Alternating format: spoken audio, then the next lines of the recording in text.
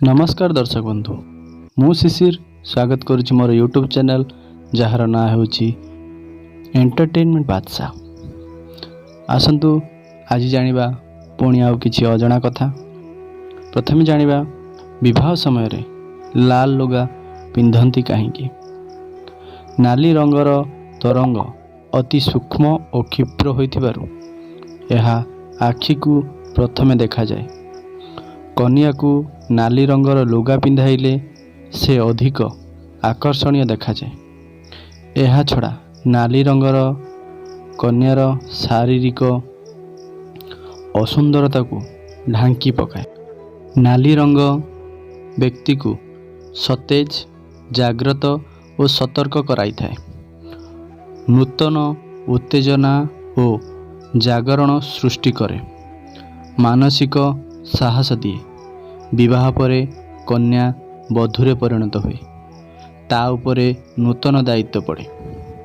एक अजଣା नूतन परिवार रे रहिबाकू हुए। तेणु ताकू सतर्क, जागरित, सतेज, सचेतन रहिबा पई नाली लुगा, नाली चूड़ी, नाली अलता आदि व्यवहार करा जाए। एहा व्यतीत नाली रंगर मूलधार चक्र को जागरित करे। लाल रंग व्यवहार द्वारा विभिन्न कफ रोग मध्य आरोग्य हुए। आपर आसन जानिबा गृह प्रतिष्ठा हुए काहेकि। नुआ घरटीए कले सेही घर रे रहिबा पूर्वरु गृह प्रतिष्ठा करिबाकू हुए।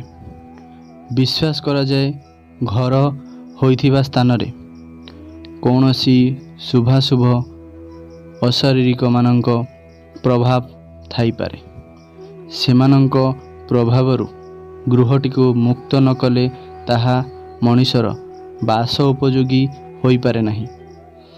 आध्यात्मिक मत अनुसार आमे जहा किछि भोग करू ताहार अग्रभाग भगवान को अर्पण कले अवशिष्ट आनंद प्रदान करे। एही नियम रे घरटीए निर्मित हेबा परे सेही गृह मध्यरु सर्वागे भगवान को आवाहन करा जाए। गृह प्रतिष्ठा रे भूमि, लक्ष्मी, नारायण को समस्त बाधा विघ्नरु मुक्त करिबा पई प्रार्थना करा जाए।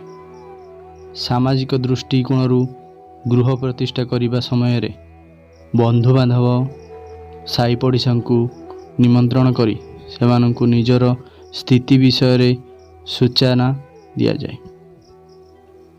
आपर आसन जानिबा दुनिया रे केउ माने शीघ्र मरी जाती।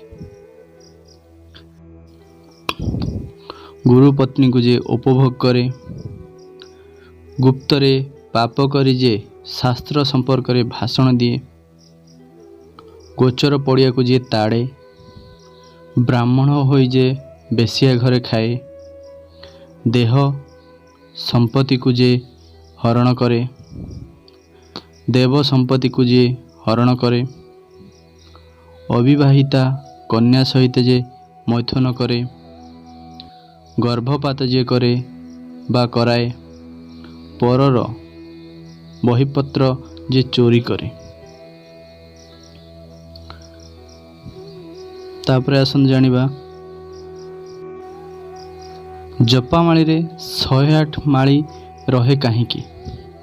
हिंदू धर्म रे निज इच्छा अनुसार फल प्राप्ति पाई प्रतिदिन देवादेवी मंत्र जप करिबा विधि रही। जपमाला रे 108टी माली थाए। प्रति माली को धरी थरे हिसाब रे 108 थर मंत्र उच्चारण करा जाए। यही संख्या 108 हेबा विषय रे विभिन्न मत रही। एहा परे आसंत जानिबा फल खाई पानी पीले कौन हुए। अधिकांश फल रे साइट्रिक अम्ल थाए। एहा छड़ा फल रे जलीय अंश प्रचुर परिमाण थाए। फल खाई पानी पीले पाकस्थली रे अम्लत्व बुद्धि होई हजम हेबारे असुविधा सृष्टि हेबो। बांती हेबार भय भी अछि। तेणु ଫଳ ଖାଇ ପାଣି ପିଇବାକୁ ମନା କରାଯାଇଛି। ତେଲ ଛଣା ଖାଦ୍ୟ ଖାଇ ମଧ୍ୟ ସଙ୍ଗେ ସଙ୍ଗେ ପାଣି ପିଇବା ଉଚିତ ନୁହଁ। ଏ ଥିଲା ଆଜିର ବିଷୟବସ୍ତୁ।